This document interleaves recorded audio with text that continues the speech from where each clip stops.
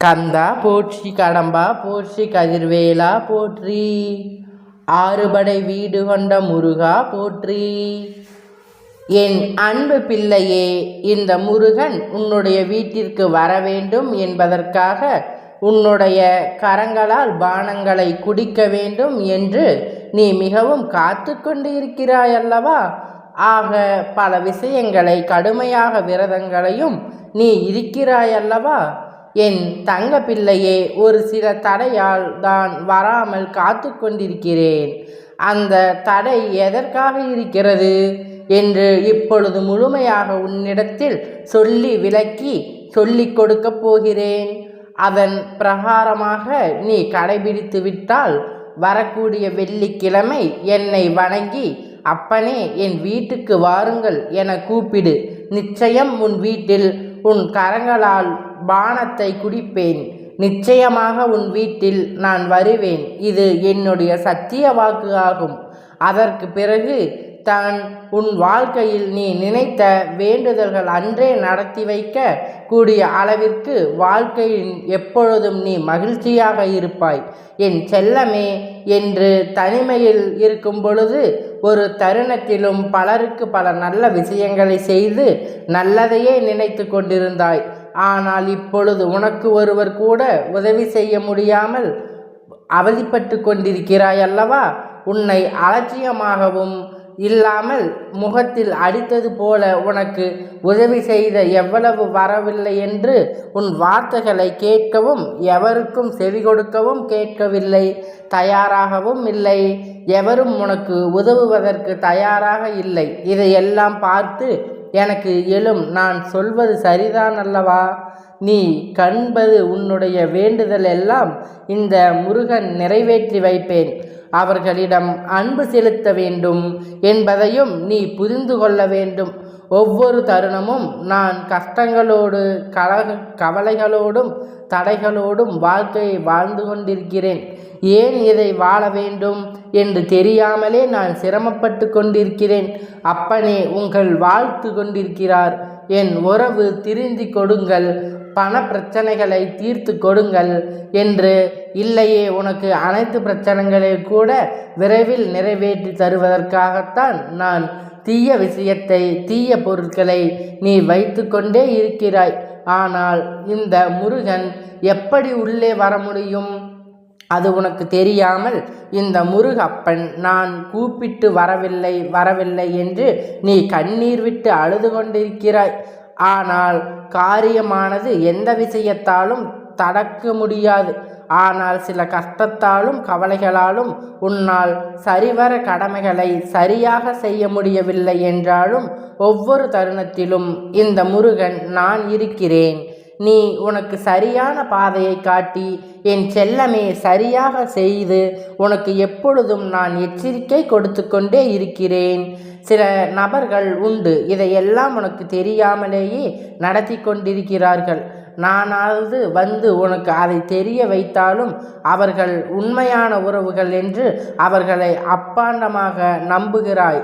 ஆனால் ஏற்கனவே இந்த நபர்கள் உன்னை ஏமாற்றுவாரே என்று என் தங்க பிள்ளை நான் உன்னிடத்தில் சொல்லி இருந்தேன். உன்னிடத்தில் இப்பொழுது நான் சொல்லியும் எந்த பயனும் இல்லை. இப்பொழுது நான் சொல்லும் வார்த்தையை மதிப்பு உன்னுடைய தருணத்தில் நீ சரியாக முடிவுகளை எடுத்துவிட வேண்டும். இந்த முருகன் உன்னை ஏமாற்றுபவர்களையும் துரோகிகளையும் என்ன செய்வார்கள் என்று நீ நினைத்து கொண்டிருக்கிறாயா? நிச்சயம் நான் அவர்களை என்ன செய்ய போகிறேன் என்று நீ கண்கொண்டே பார்வாய். அன்பிற்கும் பாசத்திற்கும் இடையே கொடுத்த தவறுகளை திரும்பவும் நீ செய்து விடாதே. ஏமாற்றுகிறார்கள் என்றால் அவர்களை நீ ஒதுக்கி வைக்க வேண்டும் என்பதை நீ புரிந்து கொள் என் செல்லமே. இதற்கு பிறகாவது அவர்களை நீ சில நாட்கள் நீ ஒதுக்கி வைத்து கவனிக்க வேண்டும். உன்னுடைய மனம் புரிந்து, குணம் புரிந்தும், உன் எண்ணங்கள் புரிந்தும் அவர்கள் தெரிந்து வேண்டும். திருந்துவதற்கு வாய்ப்புகளை நீ கொடுத்தான் வேண்டும். அன்பு பாசம் என உடனுக்குடன் முடிவெடுத்து அவர்கள் கஷ்டமே படக்கூடாது என்று அவர்களுக்காக அனைத்து விஷயங்களையும் இறங்கி செய்கிறாய். அந்த இடத்தில் நீ புரிந்து கொண்டால் பரவாயில்லை. என் தங்க பிள்ளையே, மேலும் மேலும் நீ இவ்வளவு கஷ்டங்களையும் துன்பங்களையும் எப்போது வரை அனுபவித்து கொண்டிருக்கிறாய்? கவனத்துடன் இருந்து இப்போ நான் சொல்லக்கூடியதை செய்ய வேண்டும். இந்த முருகன் உன் வீட்டிற்கு வரவில்லை என்று கண்ணீரோடு அழுது கொண்டிருக்கிறாய் அல்லவா? இப்பொழுது சொல்கிறேன் என்ன செய்ய வேண்டும் என்று. புதிதாக அனைத்தையும் கேட்டு நீ அதன்படி நடந்து கொள்ள வேண்டும் என் தங்கமே. எரிந்து விட வேண்டும். பிறகு உன்னுடைய கடமைகளை நீ சரியாக செய்ய வேண்டும். உன்னுடைய பூஜை அறையில் அழுகிய மலர்கள், காய்ந்த பூக்கள், துபம் ஏற்றிய சாம்பல்கள், பிறகு உடைந்த தேங்காய் அழுகி நிலையில் இருக்கிறது என்றால் கண்டிப்பாக இதையெல்லாம் நீ தூக்கி எறிந்து சுத்திகரித்து விட வேண்டும். இதையெல்லாம் உன்னிடத்தில் கஷ்டத்தாலும் கவலைகளாலும் கவனிக்காமல் நீ தடையாகி விட்டு விட்டாய். பிறகு அப்பன் வாருங்கள் என்று கேட்டால் எப்படி நான் உள்ளே வருவேன்? உன் பூஜை அறையில் நான் வரும்பொழுது மங்களகரமாக இருக்க வேண்டாமா? உனக்கான நன்மைகளை நான் செய்து கொடுப்பேன். இந்த சிறு விஷயங்களை கூட நீ மாற்றிக்கொள்ளவில்லை என்றால் நான் எப்படி பல நேரங்களில் சில நேரங்களில் தைரியமாக இருக்க வேண்டும்? என் அப்பன் என்னுடன் இருக்கும் பொழுது எனக்கு என்ன கவலை என்று நீ தைரியமாக இருக்க வேண்டும். இருந்து உனக்கு அனைத்தையும் நான் உன் வாழ்க்கையில் எப்படி இருக்க வேண்டும், சுற்றியுள்ளவர்கள் எப்படி இருக்க வேண்டும் என்று நான் உனக்கு கற்றுக் கொடுக்கின்றேன். அனைத்தையும் உன் அப்பனாக இருந்து கற்றுக் கொடுக்க நான் தயாராக இருக்கிறேன். சில விஷயங்கள் உனக்கு கசப்பாக இருக்கும் என்று சொல்லி கொண்டிருக்கிறேன் அல்லவா? அந்த கசப்பை நீ சரியாக ஏற்றுக்கொண்டால் உன் மகிழ்ச்சிகரமாகவும் இருக்கலாம். இந்த வீட்டில் உள்ளது உனக்கு எல்லாம் நல்லதாகவே நடக்கும். நாம் எப்பொழுதுமே நம் வீட்டிற்கு பண கஷ்டங்கள், மன கஷ்டங்கள் எதுவாக இயற்கை சுத்தம் செய்து தீபம் ஏற்றி கவலை இல்லாமல் காலையும் மாலையும் மங்களகரமாக பாடல்களை போட்டு எதிர்மறை எண்ணங்களை உருவாக்கக்கூடிய எந்தவித செயல்களையும் செய்யாமல் நல்ல விஷயத்தை மட்டுமே செய்து கொண்டிருந்தால் அந்த தடைப்பட்ட காரியங்கள் எல்லாம் தடையை ஒழித்து அது செயல்படும்.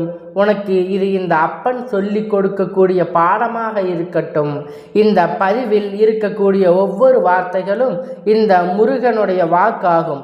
அதனால் இதை நீ புரிந்து கொண்டு நீ கடைபிடித்தாய் என்றால் நிச்சயமாக இந்த முருகன் வரும் வெள்ளிக்கிழமை நான் உன் இல்லத்திற்கு வந்து கையால் நீ கொடுக்கக்கூடிய பானத்தை நான் சாப்பிடுவேன். அதனால் உன் வீட்டில் உள்ள பூஜை அறையை முழுவதுமாக சுத்தம் செய். என் புகைப்படத்திற்கு முன்னாலே சிலைகள் முன்னாலும் அகழ்ந்த தீபத்தை ஏற்றி எப்பொழுதும் போல நீ வழிபடவும். அது மட்டுமல்ல என் செல்லமே, இந்த பதிவினை தெரியுமா? அவர்கள் வீட்டிலும் இப்படித்தான் சுத்தம் செய்யாமல் கண்ணீரோடு கவலையோடு இருக்கிறார்கள். அதனால் இந்த பதிவினை அவர்களுக்கு தெரிவித்துக்கொள் வேண்டும் அல்லவா? அதனால் மற்றவர்களுக்கு இந்த தெய்வத்தின் ஆசிகள் முழுமையாக கிடைக்கும் என்று என் அன்பு பிள்ளையே, இந்த முருகனுடைய அன்பு உனக்கு என்றும் கிடைக்கும். என்றும் நீ நினைத்த காரியங்கள் அனைத்தும் நடந்தே தீரும். எப்பொழுதும் நான் உன்னோடே இருந்து கொண்டே இருக்கிறேன்.